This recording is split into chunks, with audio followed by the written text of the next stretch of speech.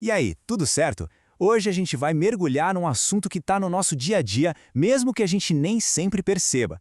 Vamos desvendar a espinha dorsal de quase tudo que a gente compra ou vende. Pois é, vamos entrar de cabeça no mundo do contrato de compra e venda. Para a gente já começar esquentando, eu lanço uma pergunta. O que a compra de um carro tem a ver com a de um simples cafezinho? Parece que nada, né? Uma decisão financeira enorme e uma coisinha pequena do dia a dia. O que será que conecta essas duas coisas? A resposta, gente, está na estrutura legal por trás delas. É isso mesmo. Por mais diferentes que pareçam, as duas transações são baseadas nos mesmíssimos princípios de um contrato de compra e venda. É essa base que garante que um combinado seja de fato um combinado. Tá, mas o que é esse tal de contrato, afinal?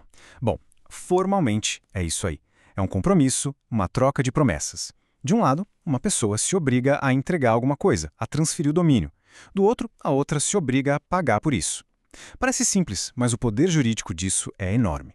E esse aqui vai ser o nosso roteiro de hoje. A gente vai descobrir os ingredientes essenciais desses acordos, entender a natureza dessas promessas, ver os efeitos que isso tudo gera e, claro, responder aquela pergunta crucial.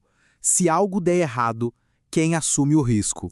Para um contrato de compra e venda ser válido de verdade, ele precisa de 3 ingredientes que são, assim, obrigatórios.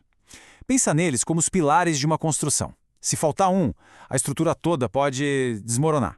E aqui estão eles: a coisa, o preço e o consentimento das partes. É como um banquinho de 3 pernas, sabe? Se tirar uma perna, o contrato não fica de pé. Então vamos analisar cada um desses elementos de perto. Primeiro, a coisa. E olha, não é qualquer coisa que pode ser vendida, não.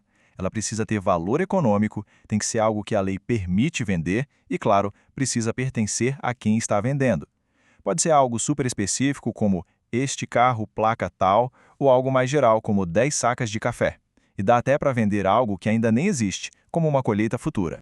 Agora, um ponto super crítico. E se alguém tentar vender algo que não é seu? Bom, aí o contrato é ineficaz. Não vale nada. No direito, isso tem o nome venda a non domino.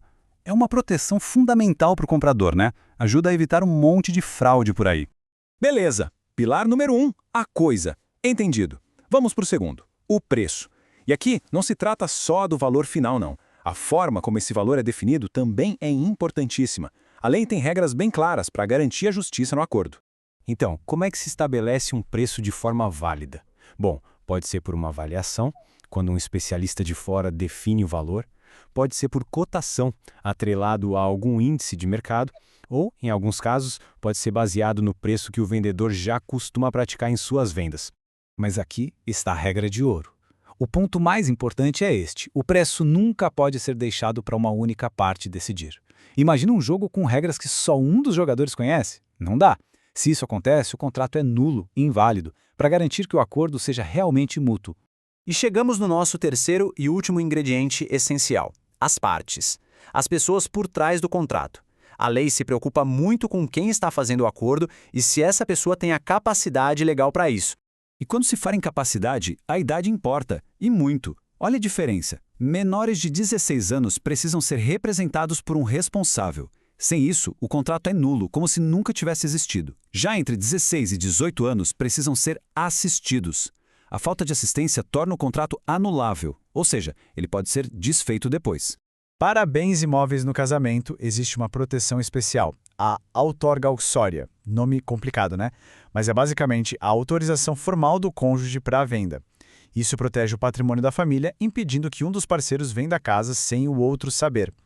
A exceção é se o casamento for no regime de separação total de bens. Com os 3 elementos no lugar, o contrato ganha vida.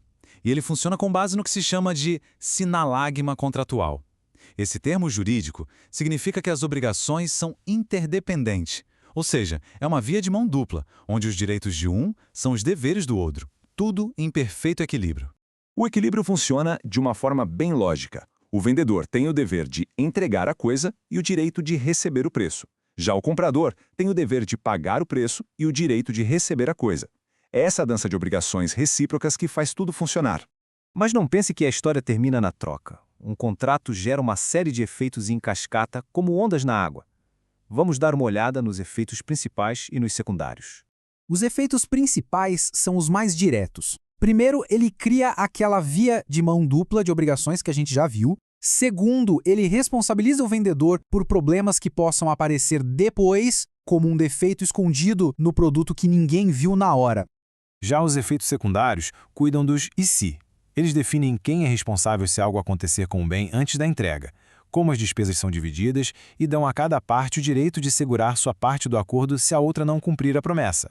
Essa é uma pergunta fundamental. Se algo der errado entre o aperto de mãos e a entrega final, de quem é a responsabilidade? A lei tem uma resposta bem clara para isso. Até o momento da entrega oficial, o risco pela coisa é do vendedor. Se ela for danificada ou perdida, o prejuízo é dele. Ao mesmo tempo, o risco pelo preço corre por conta do comprador. Isso garante que cada um cuide da sua parte da obrigação até o final. E os custos? Por padrão, o vendedor arca com as despesas da entrega. O comprador, por sua vez, geralmente paga pela documentação como escritura e registro. Claro, as partes podem sempre negociar uma divisão diferente se quiserem. E para a gente amarrar tudo, essa citação do Código Civil, ela resume perfeitamente a lógica do contrato de venda. É a essência da reciprocidade. Para exigir que a outra parte cumpra a sua promessa, é preciso primeiro cumprir a sua. Simples assim. E para terminar, fica uma reflexão. O contrato é a estrutura, é o documento. Mas por trás de cada cláusula existem pessoas e suas promessas. Quando o negócio falha, a culpa é da estrutura legal ou é da intenção humana por trás dela? Fica aí para a gente pensar. Valeu pela companhia.